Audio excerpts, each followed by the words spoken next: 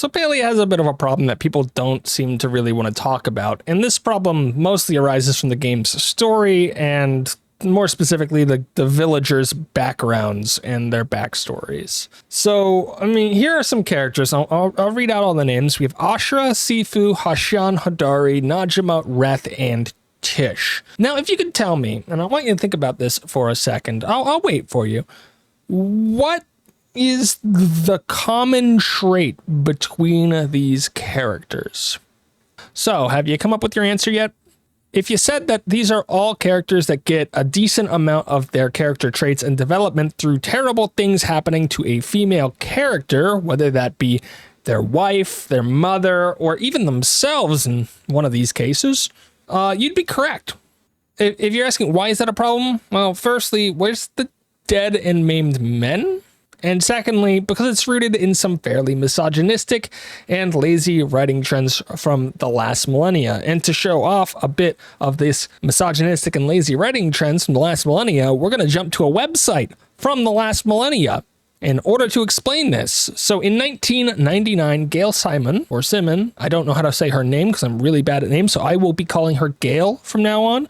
No disrespect intended, I'm sorry. So in 1999, Gail noticed a problem in the comic books that she liked to read.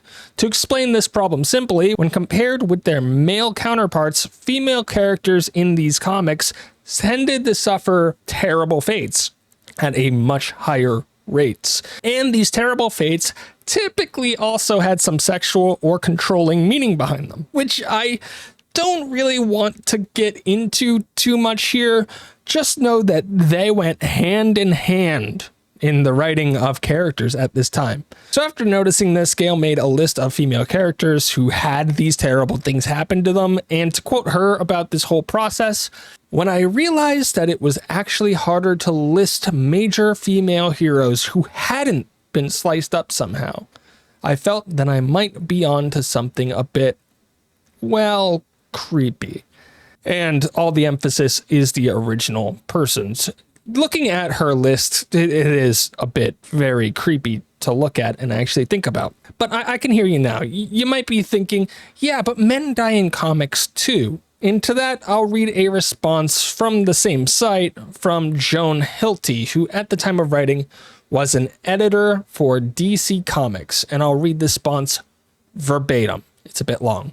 "The response that male characters get killed too is completely disingenuous. You only need to have the faintest grasp of feminist or semiotic theory to know that it's not just how often it's done, it's how it's done and to whom certain things are done. The sexually violent visual language of how these women get killed is remarkably consistent. Really, the larger reality is that American mainstream comics built by guys for guys on the crumbling foundations of superhero fantasy remain intensely hostile to women, consciously and subconsciously." So it's a scathing rebuttal. And if you want to read some more of the responses to this, and some of them are fairly problematic, or even look at the list for yourself, I've left a link to Gail's original site in the description. But I will warn you again, it is a site from 1999, and it also has a ton of references to, well, sexual violence and other things like it. So consider yourself warned. So both the site and the problem are called Women in Refrigerators, sometimes known as fridging in modern times, and this is named after a particular page from the comic Green Lantern in which his girlfriend, wife, I don't know, I don't read comics, was chopped up and left in the fridge off screen. And I'm honestly sick of looking over all of this stuff from the comics, so let's just move back to Palia now. So yeah, we have a bit of a problem, and we can see that in the past there were some misogynistic tendencies mixed up with let's just call it male fantasy in order to sell comics. And this was always at the expense of female characters, it seems. So right away, if we take this same process and look at Palia, we can see a bit of a problem with the earlier characters that we've mentioned. So let's begin with the fan favorite, Hadari. He is the in-game miner with an E who lives out in Bahari Bay, where he raises his daughter Najima by himself. His wife, Letta, I don't know, still bad with names, passed away during an incident in the mines prior to the events of the game, and this detail becomes extremely important for our understanding of both Hodari and Najima. But, and I'm going to be as nice as I can while I say this, her existence doesn't matter at all, beyond the fact that this man lost a husband and this girl lost a mother. I mean, heck, there isn't even a picture or depiction of her in her house, let alone in the game.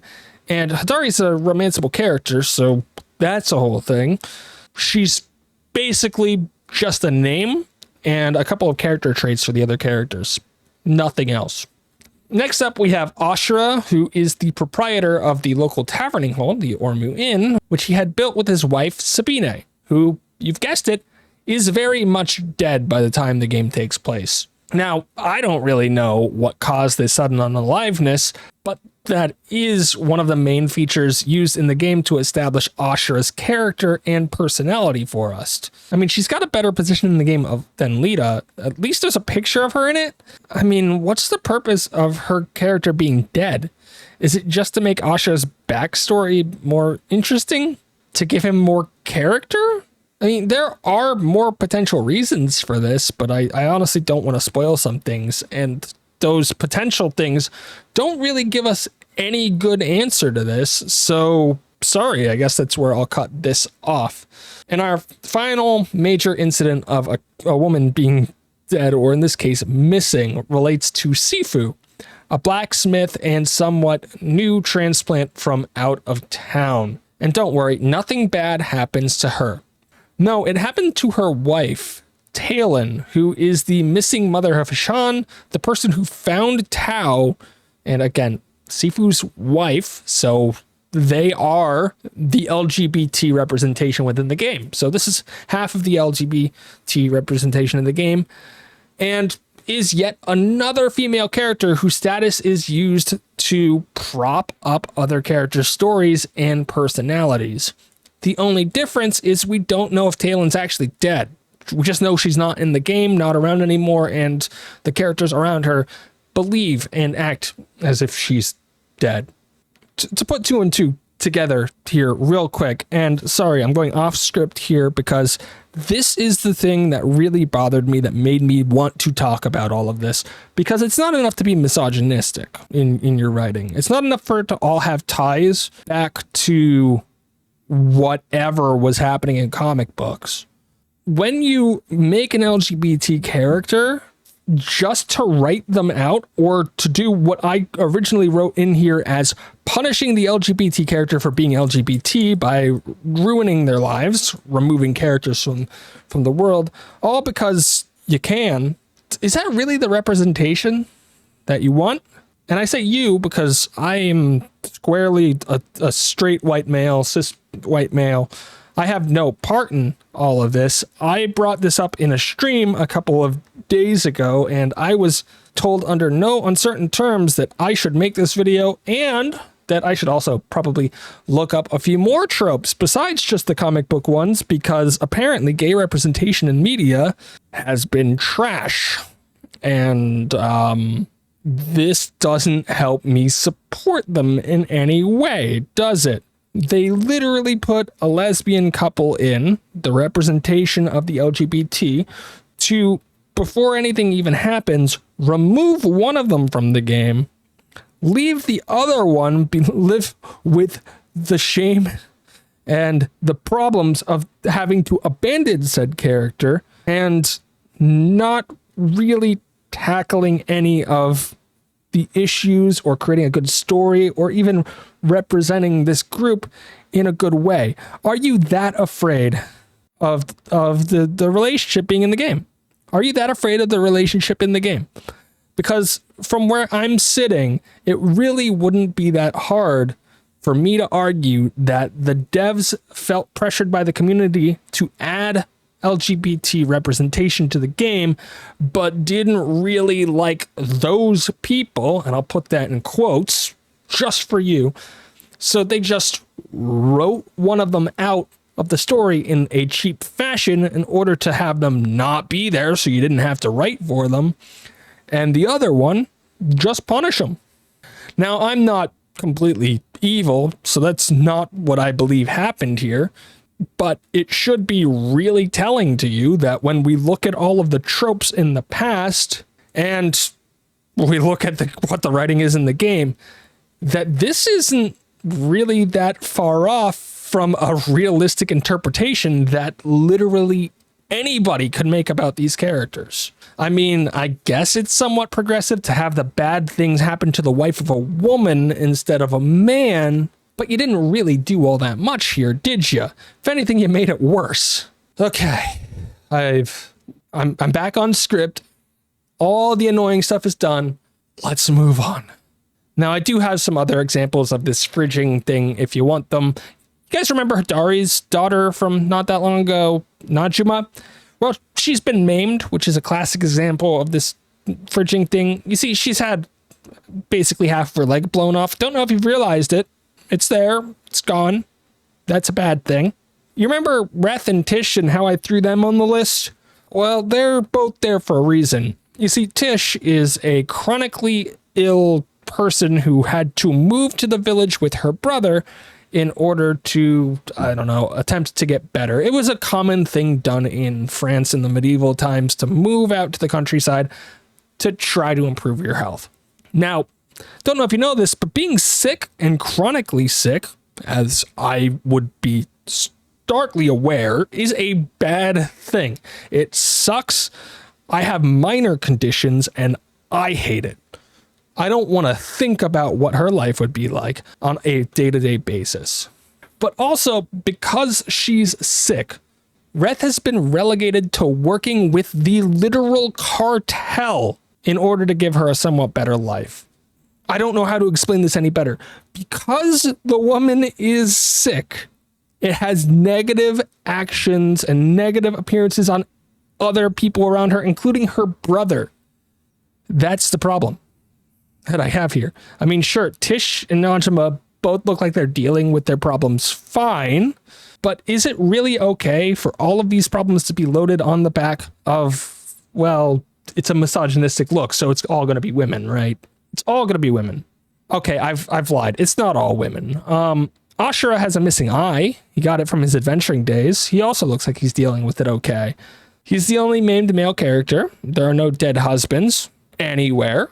No old women in the village, because, I don't know, I guess if we were to go back to our comic thing, I guess they're not attractive enough to be old women unless they are actively married to a man. So yeah, sorry. I've been struggling with making this video for over a week now. And it's partially because my emotions get in the way here. I also don't really like talking about this stuff, and I absolutely feel it needs to be talked about. I'm sorry. Even if you don't agree with me, it's something that's important to bring up because it's literally a writing style steeped in misogyny and so many other problems. I'm also not here to tell you that death and disease can't be used as tools to develop characters, because they certainly can, and they can work quite well when they're utilized properly. But I am willing to say that unilaterally killing off just female characters in the game is a great way to seem completely out of touch, especially when one of those characters is half of your LGBT representation in the game. Like, wow. So these are the same lazy, misogynistic, pandering writing traps that gave Deadpool's girlfriend a porn career and drug addiction that was revealed only just after she died in order to demean her character to us. And I'm not saying there's anything wrong with sex workers, because, I mean, it's a job and people will do it. I don't care. But when you're doing that in a comic just to demean a character right after you kill them off, I mean, these are literally the same writing traps. They're literally the same style of writing. One is just 20 years more advanced and they still haven't moved away from it. Just do better. So I'm sorry if this video came off as extremely hostile in any parts. I will still be playing the game and even streaming it today, if you're watching this when it went live over on Twitch, because Twitch drops exist. But I'm also not going to pretend that this isn't a major issue in the narratives, not just for this game, but for other games around it. And I will be honest, one other person did bring this whole thing up in September on Discord. They made 2 whole posts about it, and it was never actually discussed. I don't know.